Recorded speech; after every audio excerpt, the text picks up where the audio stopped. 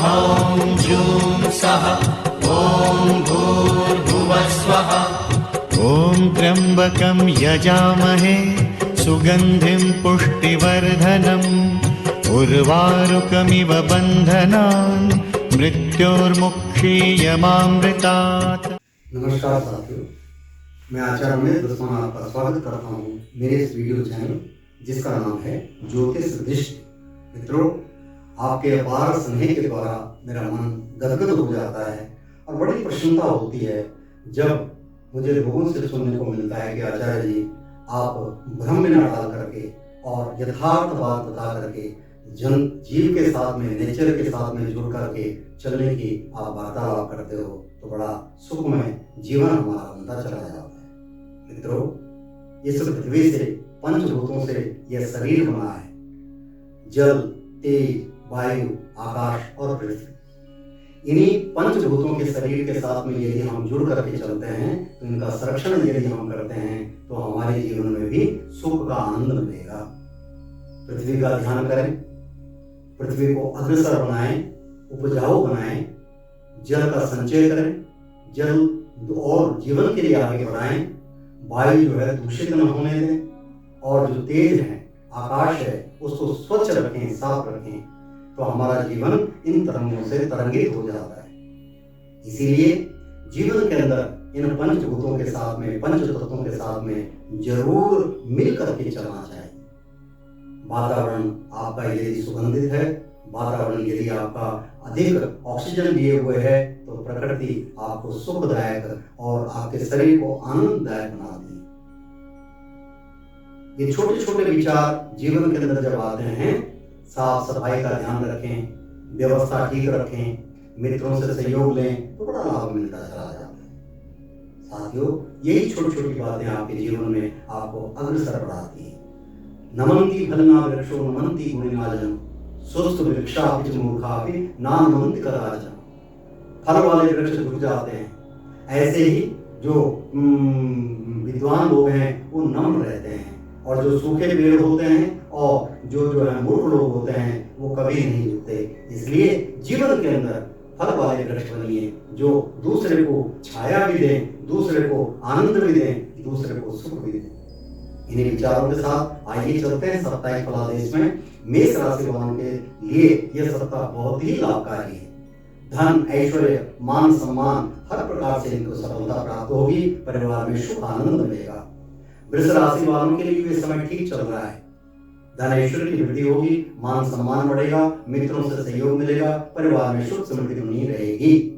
मिथुन राशि वालों के लिए यह समय और भी अच्छा चल रहा है। क्यों? क्योंकि इस समय वाहन का सुख प्राप्त होगा। इस समय नई प्रॉपर्टी इत्यादि भूमि भवन का भी सुख प्राप्त होगा। परिवार में सुख समृद्धि मिलती रहेगी। कर्क राशि वालों के लिए समय थोड़ा सा कष्टकारी है। स्वास्थ्य के प्रति सचेत रहें, वाहन इत्यादि सोच समझ करके चलाएं और मित्रों को कटु वचन न बोलें, कहीं कटुता आ जाएगी, कलह हो जाएगा। इसलिए इस बात को बिगड़ने से संभालिए। इस समय आपने करना क्या है? हनुमान जी की उपासना करें। संकट कटे मिटे सब पीरा, जो सुमरे हनुमत बलबीरा। हनुमान जी की उपासना करने से आपके जीवन के संकटों का निवारण हो जाएगा।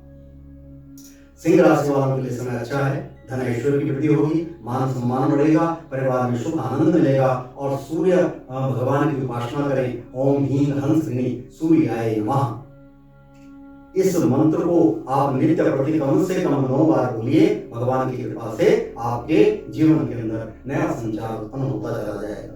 कन्या राशि वालों के लिए समय अच्छा है। धन ऐश्वर्य की वृद्धि होगी, मान सम्मान बढ़ेगा, परिवार में सुख आनंद मिलेगा, अनेक प्रकार की सफलता आपके चरण छूएगी।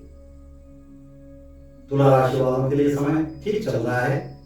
परिवार में सुख समृद्धि रहेगी, मनोकामना पूर्ण कार्य होता चला जाएगा। जो विचार आपके जीवन में पहले चल रहे हैं उन विचारों में प्रफुल्लता बनती चली जाएगी। तुला के बाद चलते हैं वृश्चिक राशि वालों के लिए। वृश्चिक राशि वालों के लिए भी समय अच्छा चल रहा है। धन ऐश्वर्य की वृद्धि होगी, मान सम्मान बढ़ेगा, परिवार में सुख समृद्धि मिलती रहेगी। धनु राशि वालों के लिए भी समय ठीक चल रहा है, उन्नति कारक है। समाज में आपका नाम मान प्रतिष्ठा होगी, धन ऐश्वर्य की वृद्धि होगी, अनेक प्रकार से सफलता आपके जीवन में पदार्पण करती चली जाएगी।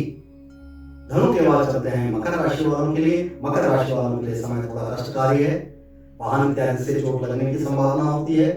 परिवार में कोई न कोई कलह उत्पन्न होगा, इसलिए सोच समझ कर विचार विमर्श करके तभी वार्तालाप आगे बढ़ाएं।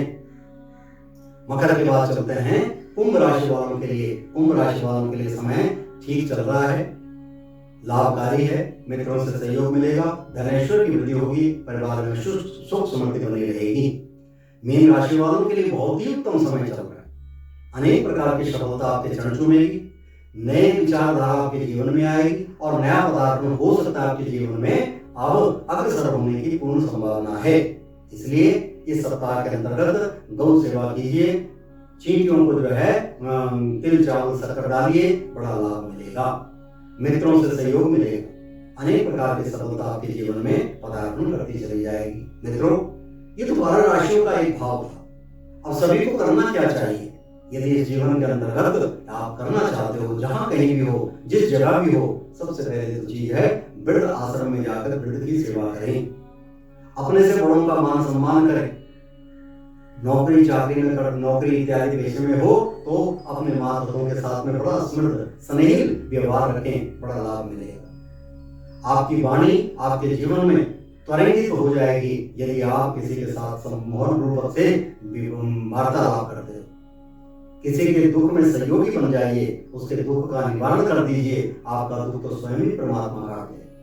भगवान कहते भी हैं, तो एक कदम चल तो सही, मैं तेरे सहज कदम ना आऊं तो तब तुम मुझे कहना। हम परमात्मा के प्रति थोड़ा बहुत तो चलें।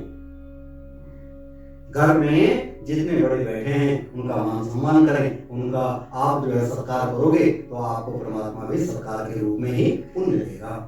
इन्हीं विचारों के साथ मैं अपनी वाणी को विराम देता हूँ। नए विचारों के साथ, नई वार्तालाप के साथ आपके समक्ष आऊंगा।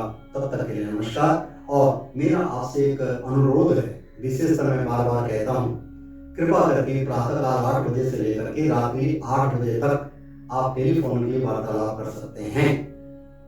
तत्पश्चात जब भी मुझे समय मिलता है मैं बीच में देखता हूँ और आपसे आपके जो भी प्रश्न है उनका मेरी कोशिश रहती है कि मैं उनका समाधान करूं, उनके विषय में आपसे वार्तालाप करूं। कई बार मैं खुद ही आपको फोन कर लेता हूं, लेकिन आप अपने इस संयम को रखें। कई बार कई बहनों ने मुझे कहा कि मैं बार बार 2-3 बार फोन कर चुकी हूँ, आपने कोई जवाब नहीं दिया।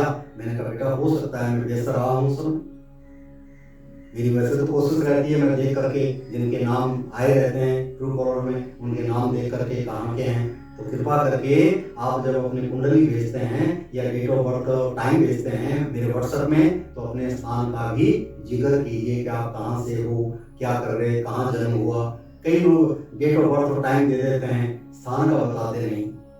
अब कोई इंग्लैंड में पैदा हुआ है, कोई यूएसए में पैदा हुआ है, तो उसके लिए तो दुविधा हो जाती है। इसलिए हमें जो है इस जगह का जहाँ जहाँ आपका जन्म हुआ है, पीछे एक बहन ने कैलिफोर्निया से मुझे कहा, अब यहाँ का तो दिया था दिल्ली का और नाम दे दिया कि नहीं मेरे पेरेंट्स दिल्ली में रहते हैं। मैंने कहा आपका बर्थ हुआ कहाँ है?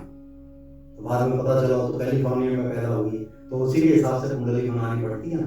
तो ध्यान दीजिएगा थोड़ा सा इन विचारों में, अपने शब्दों को भी मेरे साथ समकक्ष कीजिए, थोड़ा लाभ मिलेगा और मेरे को भी सरलता होगी आपसे वार्तालाप करने में। इन्हीं विचारों के साथ मैं अपनी वाणी को विराम देता हूँ। नए विचारों के साथ आपके समक्ष आऊंगा। तब तक के लिए नमस्कार।